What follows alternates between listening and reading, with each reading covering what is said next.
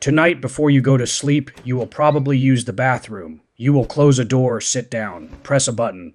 And within seconds, the most disgusting thing your body produced that day will vanish into a hidden world of pipes, water pumps, treatment plants, and municipal engineering. You will not think about it again. That is the miracle. Not the toilet itself. The forgetting for most of human history, nobody got to forget. Your ancestors could forget a lot of things. They could forget a name, a trail, a tool, a dream. But they could not forget where the waste was, because it was near them, under them, behind the house, in the street, in a pit, in a bucket, in the river. In the same world where they cooked, slept, prayed, traded, and raised children.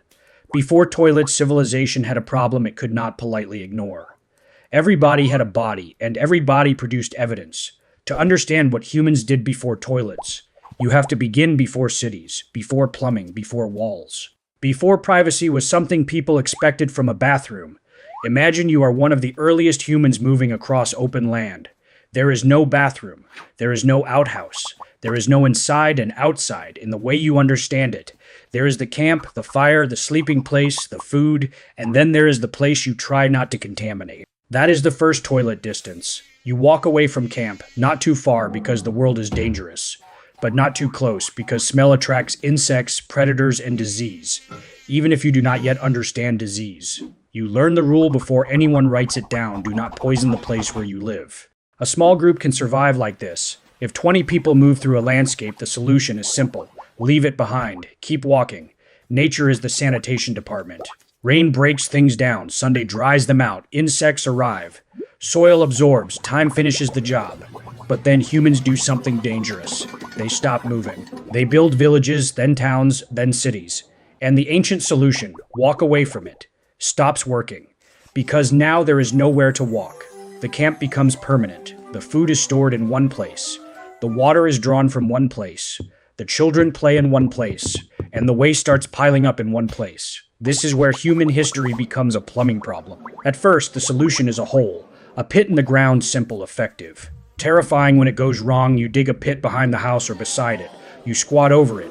When it fills, you cover it and dig another. If you are lucky, the soil is dry. If you are unlucky, the pit leaks into the same ground where your water comes from. Nobody needs a microscope to know something is wrong. They can smell it.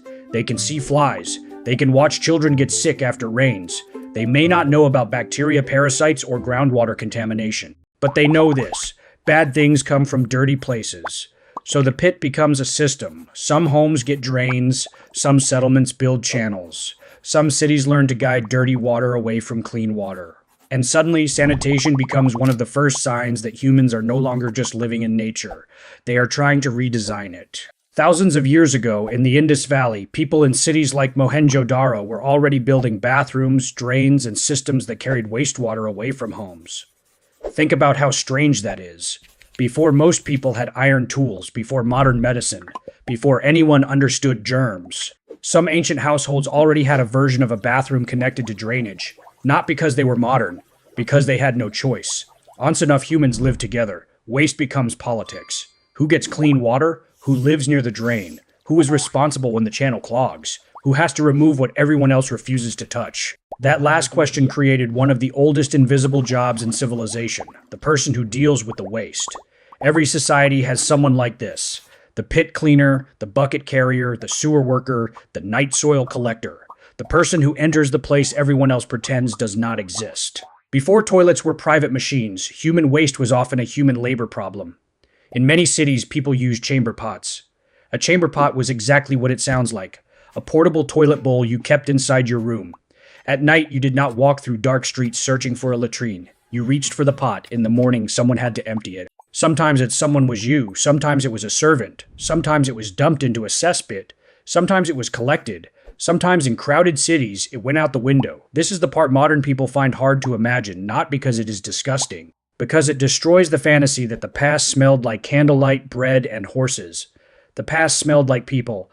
A lot of people, no deodorant, no modern sewers, no sealed pipes, no flush button, just bodies and buckets and streets that had to absorb more life than they were built to hold. In medieval towns, the bathroom might be a wooden seat over a pit. In castles, it might be a small stone room built into the wall, where waste dropped down the side of the building or into a moat. The romantic castle was, in some cases, a vertical toilet. You could be a noble wearing expensive fabric, eating off silver, praying in a chapel, sleeping behind thick walls, and still using a hole that dropped your waist toward the ground below. Status did not remove the problem. It only changed who had to clean it. In some places, waste was not simply waste. It was fertilizer. Human excrement, especially when collected and processed, could be used to enrich soil. In parts of the world, night soil became part of agricultural systems. What left the body returned to the field. What returned to the field became food. What became food returned to the body. A loop, efficient, dangerous if mishandled, but also a reminder that the modern idea of waste as something that disappears is unusual. For most of history, nothing disappeared. Everything went somewhere. Then came Rome. And Rome did what Rome often did. It turned the problem into architecture, public latrines, stone benches, rows of holes, water channels underneath. People sitting side by side doing the most private thing modern humans can imagine, in a space that was not private at all. To a modern person, this sounds like a nightmare. To a Roman, it may have been normal. The ancient bathroom was not always a place of solitude. It could be public, social, practical. A part of urban life. You might sit next to a stranger. You might talk. You might hear the city moving around you under the bench. Water carried waste away into channels and sewers. Nearby, another small channel of water might be used to rinse a sponge on a stick. Yes, before toilet paper, some Romans used a shared cleaning tool, a sponge on a stick. The modern mind rejects this instantly. It tries to leave the room, but that is the point. Cleanliness is not universal. It is cultural. It is technological. It is whatever your society can afford, build, and agree not to think about too much. Rome had sewers, but sewers did not make Rome clean in the modern sense. Waste still ended up in rivers. Waste still appeared in streets. Parasites still spread. Disease still moved through bodies that believed themselves civilized. This is one of the great lessons of toilet history. A sewer is not magic. A drain can move danger from one neighborhood to another. A pipe can hide a problem without solving it. A city can look organized on the surface while something terrible flows underneath. After Rome, sanitation did not move in a straight line toward progress. History almost never does. Technologies appear, then disappear, then return centuries later with new names and better pipes. In many places, the old solutions remained: pits, pots, cesspools, trenches, rivers, fields, buckets. If you lived in a crowded city before modern sewer systems, your relationship with human waste was constant. You might smell it in the alley, see it in the gutter, hear someone emptying it before dawn. Step carefully after rain, avoid certain streets. Boil water if your culture had learned that habit, pray if it had not. And here is where the story becomes darker, because the toilet is not just a comfort device, it is a public health machine. Before modern sanitation, human waste helped carry disease through cities. Not because people were stupid. Because the enemy was invisible. You cannot negotiate with something you cannot see. A cup of water can look clean and carry death. A street can look dry and hold contamination. A hand can look washed and still bring sickness to dinner. For thousands of years, humans fought an enemy they could smell but not understand. So they built rules, religious rules. Cultural rules, architectural rules do not go here. Wash this way. Keep waste away from wells. Place latrines outside the living area. Burn incense. Use ash, use leaves. Use water, use stones. Use cloth. Use whatever your environment gives you. In cold places, people use snow. In dry places, sand. In farming communities, straw or plant matter. In wealthy homes, cloth, and other places, water was the standard. Toilet paper is not ancient destiny. It is just one solution among many. The real invention was not paper. The real invention was separation. Separate the body from the waste.